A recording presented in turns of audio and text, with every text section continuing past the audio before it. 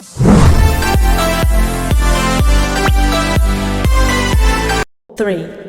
2, 1 Start।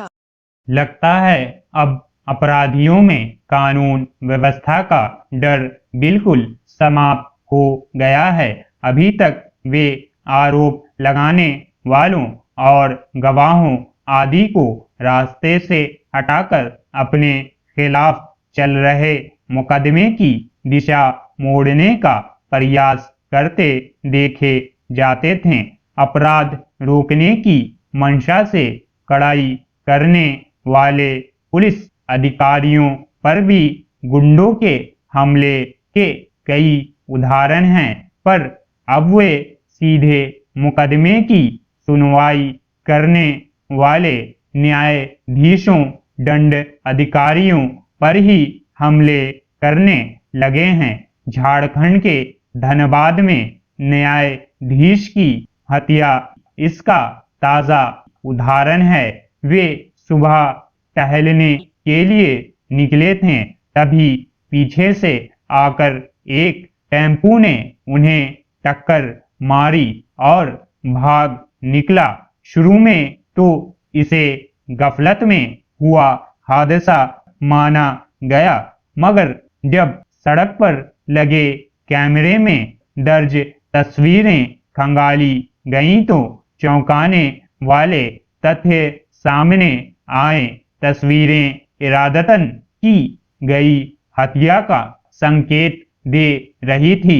स्वाभाविक रूप से इस घटना को लेकर प्रशासन सतर्क हुआ।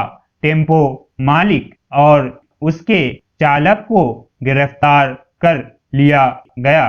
टेम्पो को एक रात पहले चुराया गया था।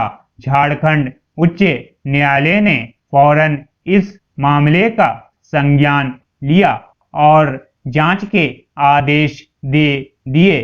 सर्वोच्च न्यायालय के प्रधान न्यायाधीश ने भी इस मामले पर लगातार नजर बनाए रखने का भरोसा दिलाया है। इसी बीच उत्तर प्रदेश में फतेहपुर के एक अपर जिला एवं स्वतंत्र न्यायाधीश की गाड़ी को पीछे से एक गाड़ी ने टक्कर मारी। बताया जा रहा है कि टक्कर मारने वालों ने न्यायाधीश से लूटपाट का भी प्रयास किया।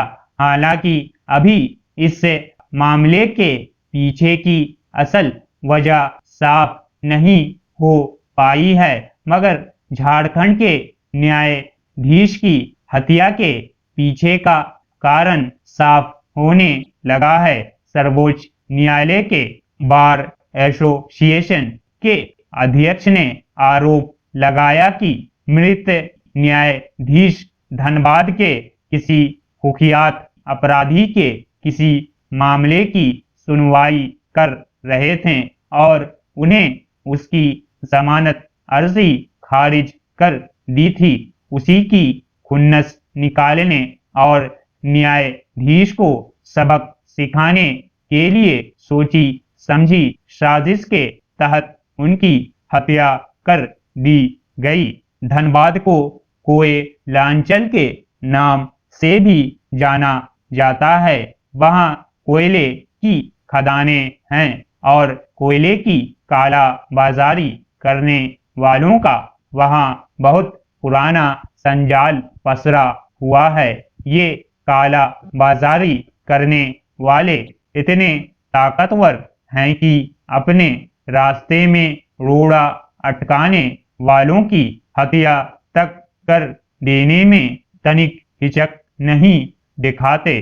कई अधिकारी और राजनेता इनके शिकार बन चुके हैं। सरकारें भी उनके आगे झुकी नजर आती रही है। उसी आपराधिक की भेंट न्यायाधीश भी चढ़ गए। स्वाभाविक ही धनबाद की इस घटना के बाद कई लोग सर्वोच्च न्यायालय के जज लोया की हत्या को याद करने लगे हैं। सवाल उठने लगे हैं कि अगर इसी तरह न्यायाधीशों को सबक सिखाने या उन्हें अपने रास्ते से हटाने का प्रयास दबंग करते रहें तो फिर न्याय व्यवस्था कैसे निष्पक्ष तरीके से अपना काम कर पाएगी। हालांकि न्यायाधीशों को भय और लालच के जरिए प्रभावित करने के प्रयास हमेशा होते रहते हैं, मगर वे कानून को सर्वोपरि मानते हुए न्याय प्रणाली की साख बनाए रखने का प्रयास करते रहते हैं, साहस के साथ निर्णय देते हैं। अगर उन्हें साहस की कीमत अपनी जान देकर चुकानी पड़े तो इससे पूरी कानून व्यवस्था पर सवाल खड़े होते हैं। छिपी बात नहीं है कि हत्यारों और अपराधियों को मिलने वाला राजनीतिक संरक्षण उनका मनोबल बढ़ाता है। उन्हें कानून की कोई परवाह नहीं रह जाती। क्या झारखंड और उत्तर प्रदेश सरकार इन आरोपों से बच सकती है? Stop. Thanks for watching. Like, share, or subscribe.